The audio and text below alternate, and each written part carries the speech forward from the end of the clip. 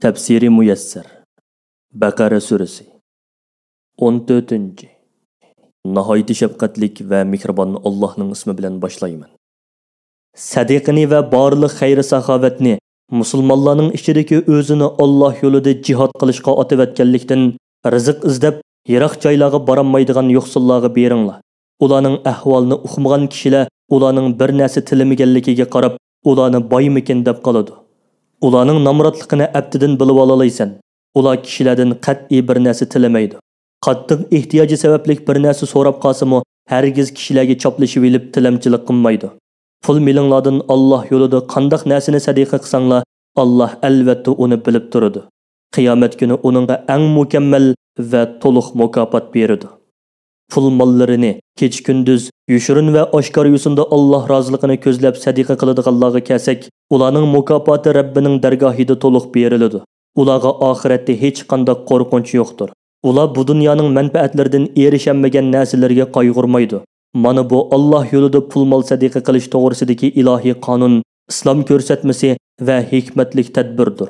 Buningda musulmonlar jamiyatidagi yo'qsullarni xijolatda qo'ymasdan, ularning hurmatini tushirmasdan hojatini ravo qilish, qo'l ilkida bor kishilarning pul-milini yo'qsullarning haqqidan poklash, yaxshilikqa va taqvolikqa yordamlashdan iborat ilohiy farmonni ixtiyoriy holda ko'ngil shodligi bilan amalga oshirish ko'zda tutilgan. O'sim bilan muomala qiladiganlar qiyomat kuni qabrlardan faqat jin chepilib qolgan sarang odamlardekla qopidi. Bu shuning uchunki ular savdo setiq bilan jazoni halollikda va foyda keltirishda o'xshashdir dedi. Alloh ularning bu yolg'on so'ziga radiya berib, o'zining savdo setiqni halol qilganligini, jazonini bo'lsa harom qilganligini bayon qiladi. Chunki savdo setiqda shaxslar va kollektiv uchun manfaat bor. Jazoni xo'rliqda fursatparastlik va halokat bor. Kimiki Rabbining jazonini harom qilganlik amr yetgandan keyin jazoni qilishdan yansa, jazonining haromligini bilishdan burun og'ini o'zining bo'ladi. Uningga hech gunoh bo'lmaydi. Uning keyingi ishlari Allohga topshiriladi. Agar u kishi tavbasini davomlashtirsa va jazoni xo'rliqqa qaytmasa, Alloh mundaq yaxshi ish qiluvchilarning ajrini bekor qilib o'tmaydi. Kimki jazoni xo'rliqqa qaytadi ekan va Alloh harom qilganligini bilib turib jazoni muomalasi qiladi ekan, mundaqlar Allohning jazosiga tegishli bo'ladi. Uning do'zax ahlidan bo'lishiga yetarli dalil isbot turg'izilgan bo'ladi. Shunga Alloh mundaqlar to'g'riliq ana shular do'zax ahli bo'lib do'zaxda mangu qoladi dedi. Allohga va uning payg'ambariga iymon keltirgan, yaxshi amallarni qilgan, namozni Alloh va uning payg'ambari buyurgandek mukammal o'qigan va pul milining zakatini ayirgan kishilarga Rabbining dargohida xos in'om va to'liq mukofot bor. Ularga oxiratda hech qanday qo'rqinch bo'lmaydi. Ular dunyo manfaatlaridan erishanmagan narsalar uchun qayg'urmaydi. Ey Allohga iymon etgan, uning payg'ambariga ergashgan kishilar, agar sizlar iymoninglarni so'zinglar va amaliyatinglar bilan isbotlab ko'rsatmoqchi bo'lsanglar, Allohdan qo'rqinglar. Jazoni harom qilinishdan burun sizlar jazoni qilib, kishilarning zimmasida qilib qolgan jazonini olmanglar. Agar sizlar Alloh man'i qilgan ishdan qo'l uzmasanglar, Alloh va uning payg'ambari tarafidan sizlarga qarshi urush ichilganligini bilib qilinglar. Agar sizlar Rabbinglarga tavba bilan qaysanglar va jazoni yeyishni tashlasanglar, kishilarning ustida qolgan qarzinglarni o'simsiz olsanglar bo'ladi. Buning bilan sizlar kishilarga uvol qilib, sarmoyanglardan ortiq narsani olmagan bo'lasizlar. Boshqalarmi sizlarning qarzinglarni to'liq to'lamay, sizlarga uvol qilmagan bo'ladi. Agar qarzdorning qo'li qisqa bo'lib, qarzni vaqtida to'layolmasa, uning iqtisodiy ahvoli yaxshilanib, qarzinglarni to'layoladigan holga kelguchilik uningga muhlat beringlar. Agar bilsanglar, u qarzning hammasi yoki ba'zisidan o'tib etib, u kishini qarzdan qutqizib qo'ysanglar, bu sizlar uchun dunyo va oxiratlik eng yaxshi ishdir. Ey insonlar, sizlar Allohning dargohiga qaytariladigan qiyomat kunidan qo'rqinglarki, u kunda amalinglardan hisob berish uchun Allohning oldiga chiqarilisizlar. Allah sizlardan har bir odamga o'zining qilgan yaxshi va yomon amaliga yarasha qilcha uvol qilmagan holda mukofot yoki jazo beradi. Ey Allohga iymon etgan, Muhammad alayhisalomga ergashgan kishilar, muddat belgilab o'zaro qarz muomalasi qilsanglar, pul molni qo'g'dash va talash tortishning oldini olish uchun uni yezib qo'yinglar. Uni oranglardagi ishonchli bir odam odillik bilan yozsin. Alloh yezish qobiliyatini ato qilgan odam uni yezib berishni rad qilmasin.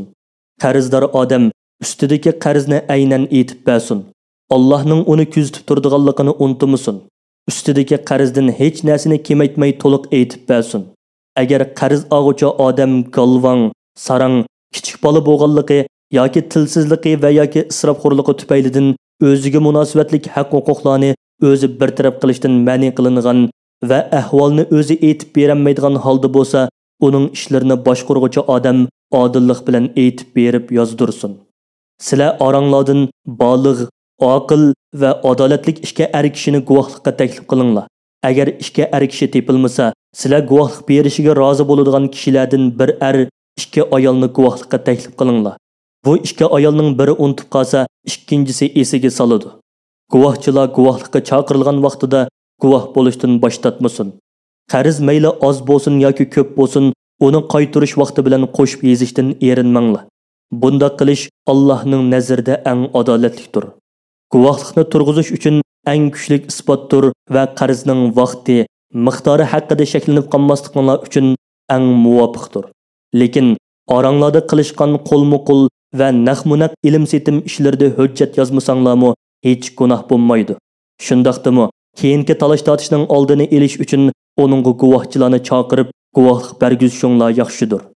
Guvohchining guvohligini Alloh buyurgan bo'yicha to'g'ri ado qilishi, putukchining to'g'ri va adolatli yezishi lozim.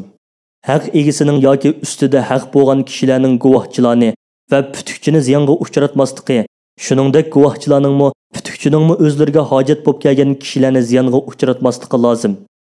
Agar sizlar Alloh man'i qilgan bu ishlarni qilsanglar, aniqki bu sizlarning Allohning itoatidan chiqqaninglar demakdir. Buning jazosini cho'qim tortisizlar. Alloh buyurgan va to'sqan ishlarning hammasida uningga itoat qilinglar. Uningdan qo'rqinglar. Alloh sizlarga din va dunyolik ishlaringlarda sizlar ehtiyojli bo'ladigan masalalarning hammasini mushundoq o'rgatadi. Alloh hamma narsani bilguchidir. Uningga hech qanday narsa maxfiy emasdir. Alloh shu bilganiga asosan sizlarga mukofot yoki jazo beradi. Agar sizlar safar ustida bo'lib xat yoza oladigan odam topolmasanglar, bu chaqda qarz egisining haqqini kapolatga ega qilish uchun uningga qarzini qaytarganga qadar biror narsani raniga topshirsanglar bo'ladi. Oranglarda bir-biringlarga ishosh qila olsanglar, bu chaqda qarzni yezish, guvoh qildirish va rani qo'yish qatorliq ishlarni qilmasanglarmi, sizlarga gunoh bo'lmaydi. Bu chaqda qarz og'uchining zimmasida omonat bo'lib qoladi.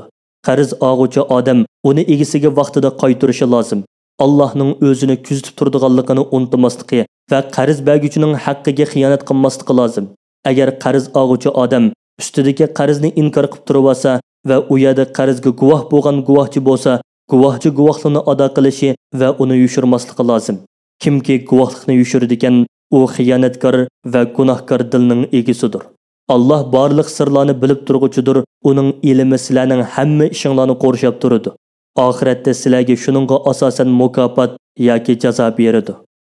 Osmonlardagi, zimindagi va ularning orasidagi shay'larning hammasi Allohning mulkidir. Alloh hammaning egisidir. Hammani o'zi yolg'iz idora qilib turadi. Hech narsa uning ilmining sirtida emas. Dilinglardagi sirlarni mayli oshkor qilinglar yoki yushiringlar, Alloh uni bilib turguchidir. Uning uchun Alloh sizlardan hisob oladi. Alloh xohlagan kishiga mag'firat qiladi, xohlagan kishini jazolaydi. Alloh hamma narsaga qodirdir. Shuningdan keyin Alloh musulmonlarga katta iltifot qilib, ko'ngilga kashgan xiyol vasvasalarni so'z yoki amal bilan ifodalamaganlar bo'lsa, uni afu qilib yetadiganligidan xabar berdi. Payg'ambar alayhisalomdan shundoq rivoyat qilindi.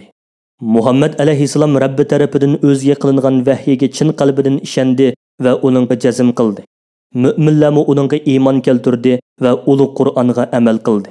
Ularning hammasi Allohning eng ulug' va eng mukammal sifatlarga ega yagona iloh va birdan-bir Rabb ekanligiga, Allohning hurmatli farishtalarining borligiga, uning samoviy kitoblarni nozil qilganligiga, bandalarga payg'ambarlarni avatganligiga iymon keltirdi. Ular biz mu'minlar Allohning payg'ambarlarining ba'siga iymon keltirib, ba'sini inkor qilmaymiz. Balki payg'ambarlarning hammasiga iymon etimiz deydi. Payg'ambar va mu'minlar birlikda: "Ey Rabbimiz, sen Muhammad alayhisalomga vahiy qilgan haqiqatlarning hammasini angladik va ularning hammasiga itoat qildik.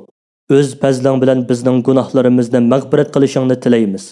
Sen sonsizligan ne'matlaring bilan bizni parvish qilib yetishtirgan zotsan.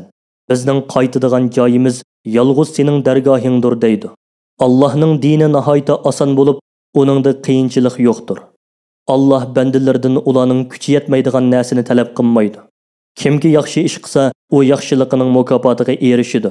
Kimki yomon ish qiladi ekan, u yomonligining jazosini ko'radi.